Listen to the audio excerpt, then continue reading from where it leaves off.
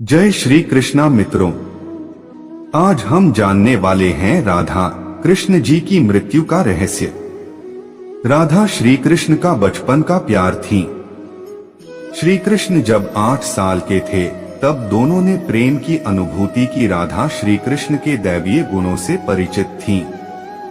उन्होंने जिंदगी भर अपने मन में प्रेम की स्मृतियों को बनाए रखा। यही उनके रिश्ते की सबसे बड़ी खूबसूरती है। कहा जाता है कि श्री कृष्ण को केवल 2 ही चीजें सबसे ज्यादा प्रिय थीं। ये दोनों चीजें भी आपस में एक दूसरे से गहराई से जुड़ी हुई थीं, बांसुरी और राधा। कृष्ण की बांसुरी की धुन ही थी जिससे राधा श्री कृष्ण की तरफ खींची चली गई।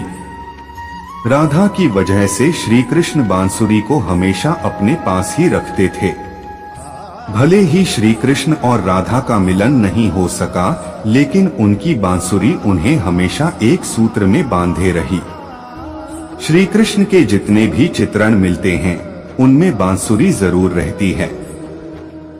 बांसुरी श्री कृष्ण के राधा के प्रति प्रेम का प्रतीक है। वैसे तो राधा से जुड़े कई अलग अलग विवरण मौजूद हैं, लेकिन एक प्रचलित कहानी नीचे दी गई है। भगवान श्री कृष्ण से राधा पहली बार तब अलग हुई जब मामा कंस ने बलराम और कृष्ण को आमंत्रित किया। वृंदावन के लोग यह खबर सुनकर दुखी हो गए। मथुरा जाने से पहले श्री कृष्ण राधा से मिले थे। राधा कृष्ण के मन में चल रही हर गतिविधि को जानती थीं। राधा को अलविदा कह कृष्ण उनसे दूर चले गए। कृष्ण राधा से ये वादा करके गए थे कि वो वापस आएंगे, लेकिन कृष्ण राधा के पास वापस नहीं आए। उनकी शादी भी रुक्मिणी से हुई। रुक्मिणी ने भी श्री कृष्ण को पाने के लिए बहुत जतन किए थे। श्री कृष्ण से विवाह के लिए वह अपने भाई रुक्मी के खिलाफ चली गईं।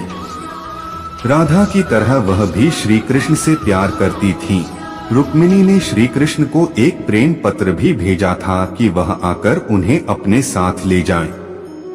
इसके बाद ही कृष्ण रुक्मिणी के पास गए और उनसे शादी कर ली। कृष्ण के वृंदावन छोड़ने के बाद से ही राधा का वर्णन बहुत कम हो गया। राधा और कृष्ण जब आखिरी बार मिले थे तो राधा ने कृष्ण से कहा था कि भले ही वो उनसे दूर जा रहे हैं, लेकिन मन से कृष्ण हमेशा उनके साथ ही रहेंगे। इसके बाद कृष्ण मथुरा गए और कंस और बाकी राक्षसों को मारने का अपना काम पूरा किया। इसके बाद प्रजा की रक्षा के लिए कृष्ण द्वारका चले गए और द्वारकाधीश के नाम से लोकप्रिय हुए। जब कृष्ण वृंदावन से निकल गए तब राधा की जिंदगी ने अलग ही मोड़ ले लिया था। राधा की शादी एक यादव से हो गई। राधा ने अपने दाम्पत्य जीवन की सारी रस्में निभाई और बूढ़ी हुई, लेकिन उनका मन तब भी कृष्ण के लिए समर्पित था। राधा ने पत्नी के तौर पर अपने सारे कर्तव्य पूरे किए। दूसरी तरफ श्री कृष्ण ने अपने दैवीय कर्तव्य निभाए। सारे कर्तव्यों से मुक्त होने के बाद राधा आखिरी बार अपने प्रियतम कृष्ण से मिलने गई। जब वह द्वारका पहुंची तो उन्होंने कृष्ण के रुक्मिणी और सत्यभामा से विवाह के बारे में सुना, लेकिन वह दुखी नहीं हुई।